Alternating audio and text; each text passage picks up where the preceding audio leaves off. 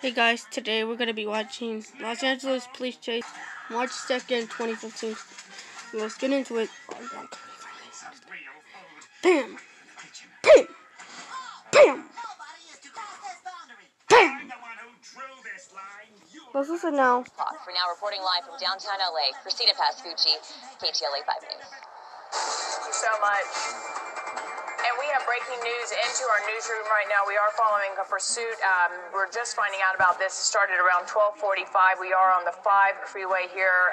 This is a grand theft auto incident, is all we know. Super slow speed, though, right here. Yeah, let's go up to Mark Kono in Sky 5. Mark, I assume he's following this truck right here.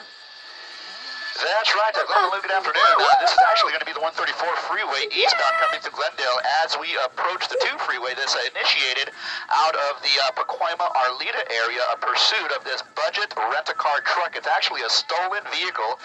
Apparently Foothill units of the LAPD picked up on this, and the pursuit was on. The guy jumped on the freeway southbound side of the 5 and came through Sunland, came through Burbank, came through Glendale, and now he is eastbound on the 134 freeway. We're talking about speeds of about 30 to 40 miles an hour, not maneuvering too fast at this point. That is certainly some good news in terms of danger to the commuting public and whatnot here. But again, eastbound side of the 134 freeway as we approach the 2 freeway, this guy traveling at a fairly low rate of speed. Having said that, we are talking about maybe half a dozen units of the LAPD who are following this guy. They're not getting too close for whatever reason, but again, a stolen budget rent-a-car truck, that bobtail that you see there, apparently a stolen truck. And from what we could tell when we were at the rear of the truck, it looked like there were maybe some like a washing machine dryer type appliance out of the back. Now the door is open at this point, so we don't know at what point this particular box truck was stolen, but this guy's just kind of traveling along. 30 miles an hour is the stated speed at this point, eastbound side of the 134. He's just past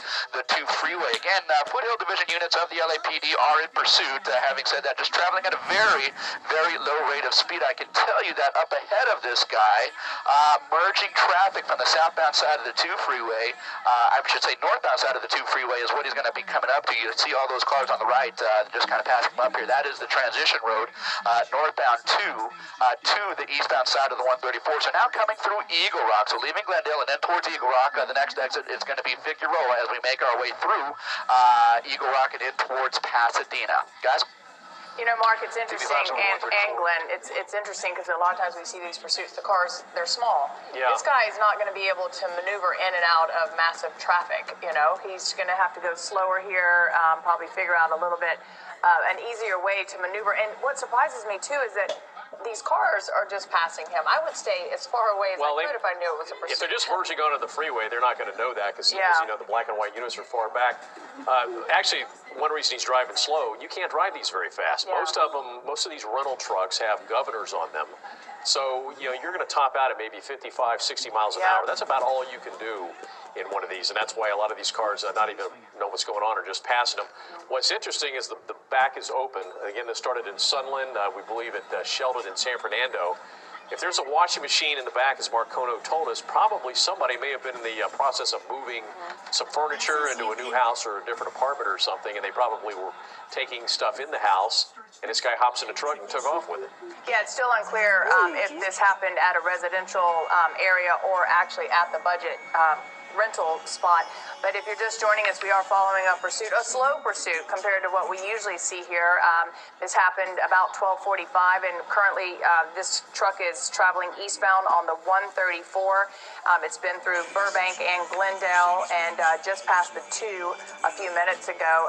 The black and whites are behind this truck and surprisingly a little farther back than usual, but I mean, it's not like they're having to chase him and we're going to be able to keep an eye on him because he is going so slow. And that was a great point that you made, Glenn, about the speed parameters. It is going to. Now, it does look like he's speeding up here. Well, like I said, if he was going, he said about 35, he's not going to be able to go any more than probably 60, 65 miles per hour, but probably under 60. And if he has passed the 2, then he's heading into the Pasadena area at this point. And when he does that, he'll have an option. He can either stay on the actually the 134 is going to end. He can take the 210, continue east into the Inland Empire, or he can head north on the 210. So, and if he hits any traffic on residential streets, he's going to have to stop because you can't maneuver these trucks as easily as you could a vehicle. And we're being told that it's one driver. It's still unclear if there's another passenger in the truck with him. We were told when our producers told us that we were headed to a pursuit that was grand theft auto of this truck. So it has been stolen. And a little dangerous, too, for cars to be behind it, especially if he starts to drive erratically with that washing machine and dryer in the back, because that could come flying out as well. Yeah, that's because the back end of the thing is open, and again, probably somebody moving, as we said, and maybe went inside a building, and this guy hopped in and took off. Again, he's on the 134 East. He's probably, I'd say at this point, it's safe to say that he's probably in Pasadena at this point, probably around the Rose Bowl. Is Mark Kono still... yeah. So, Mark, what do you see ahead of this truck? What's happening? Kind of lay it out for us.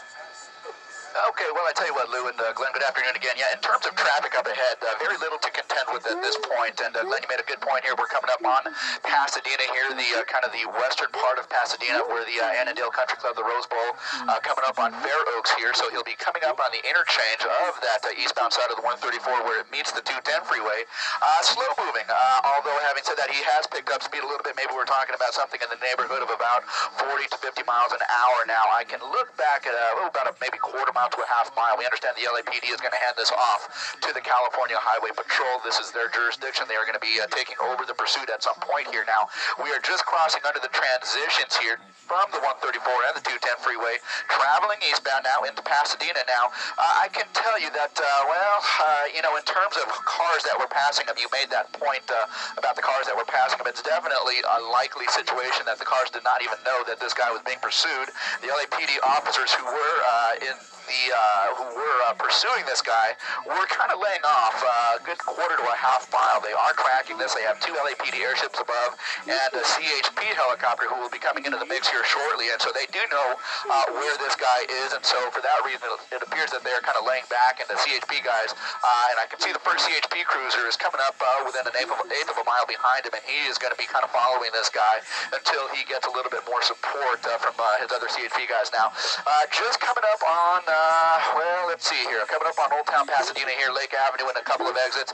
Eastbound side of the 210 freeway at this point. Traveling at a fairly moderate rate of speed, not too fast, not too slow, in the number 2 lane there. And like I said, looking ahead, coming through Pasadena, in terms of traffic, he is not going to have too much to contend with. So, in terms of him, kind of wanting to continue the pursuit, he is going to have kind of free reign over this particular stretch of the 210 freeway as he continues here now. At this point, again, just 1 unit of the CHP behind him. About a quarter to a half mile behind them are the LAPD guys. The CHP guys will be coming up here shortly over the course of the next couple of minutes. Now, as we pull out to just a slightly wider shot, we want to show you the conditions on the freeway here. Very lightly traveled at this point, very lightly traveled, and so for that reason, this guy is going to have, plenty of access to whatever he needs to do or wants to do here to continue the pursuit. Having, shown you the front of the vehicle, we're showing you the rear of the vehicle at this point because you can kind of see that white, whatever it is, a washer dryer appliance type thing that is still in the vehicle here. Something like this, a larger box truck is not going to be able to travel too fast. It's not going to have the same maneuverability as we've seen some of the other vehicles in these types of pursuits here. And so for that reason, he is probably traveling, not near his maximum, but certainly at a moderate rate of speed at this point. We haven't seen anything in the way of evasive maneuvers or anything like that. He's just kind of cruising along in the number 3 lane there, so not doing much in terms of violating any of the laws of the road there. But there's that CHP cruiser, the first one, the only one at this point, who is immediately behind him, and he is just now pulling up into a position where he can... Same spot that appears to be a dryer, and again, we haven't seen it shift of anything. And then look, you can see the little dolly there on the left side of the box truck there. So right now, so far, so good. We don't see anything moving around inside. But from my vantage point, from what I see right now, it does not appear that that's dryer.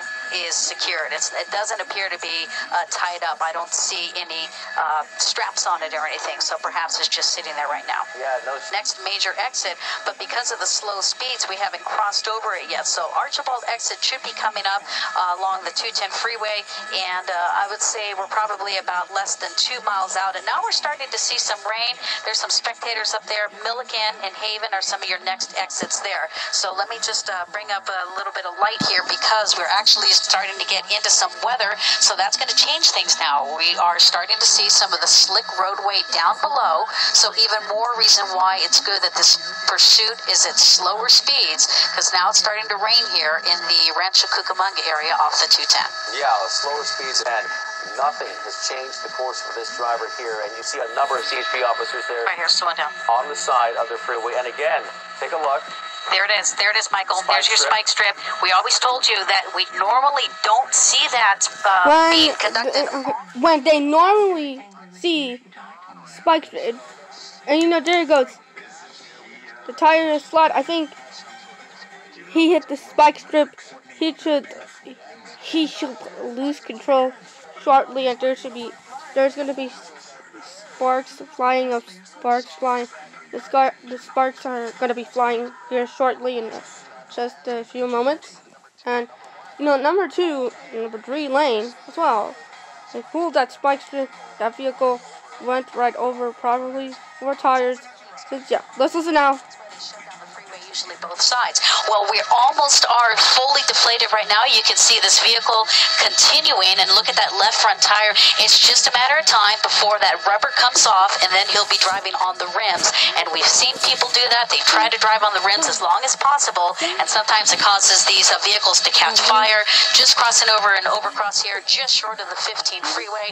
Next major intersection here is the 15, but it's just a matter of time before those rubbers come off, those tires come off. And he's not going to have any control of vehicle, especially of this size. Michael? Yeah, we're looking at the left there, front wheel smoking there. We are down to the rim there. That rubber's about to pop off here in just a bit. But again, we also see the back left tire as well. It is flat. Again, the CHP... For the vaccine. If you are already fully vaccinated, get your booster to keep your immunity strong. Keeping each other safer is simple. Get vaccinated. Visit myturn.ca.gov to find a vaccination location near you. You know, I am not kidding around. Mr. World knows when you need new eyeglasses, you don't want to deal with any curveballs. That's why Eyeglass World brings the heat with lightning fast service. Other places have long waves up their sleeves, but Eyeglass World has in-store labs to make the waiting disappear. So you can get custom-made glasses the same day. Plus, Anyway, thanks for watching. Please subscribe to my channel. so schedule your eye I will leave you tonight with a police test video reaction. the world's best way to buy glasses. Why Sacramento residents may have to pay more to And check out this video pops up here. every dream, journey, and triumph. I'll see you guys in the next video later on tonight. It's gonna be right now. Excitement is in the air at the Winter Olympics. Today is where the games begin. Oh gosh, okay, so that's Randall, that's Kate, and my son Kevin, Los Angeles, trying to be an actor. An actor? Wow. And how do you feel about that? It seems impossible to me, but... And eastbound, connected to the northbound side of the 15, suspect now in custody. Yeah, Megan, I noticed as even though we were focused in on the suspect there, I saw the officer there with the gun drawn there inside the cab of the truck again, just making sure there was no one else inside of that truck, because we have been reporting, in fact, that there was only one person inside, but you never know. Right, and see how they're very cautiously, they're just making sure that nobody else is in there, and they do that because a lot of, it's part of the training, but again, they don't know if there is another suspect inside, and so they have to clear that to make sure there's nobody else in there, make sure there's no victim. There could have been somebody in there who was along for the ride, just holding on, so fortunately right now, that appears to be a code 4, nobody is in there, and we're glad to say this pursuit came to a safe ending, and anytime we have a long pursuit that comes to a safe ending like this, that's a very good job on behalf of law enforcement. All right, Megan Reyes up in News Channel 4. Thank you so very much. Again, the end of a pursuit that started in the San Fernando Valley, ending here in Fontana. We, of course, will have much more coming up on the NBC4 News starting at 5 o'clock.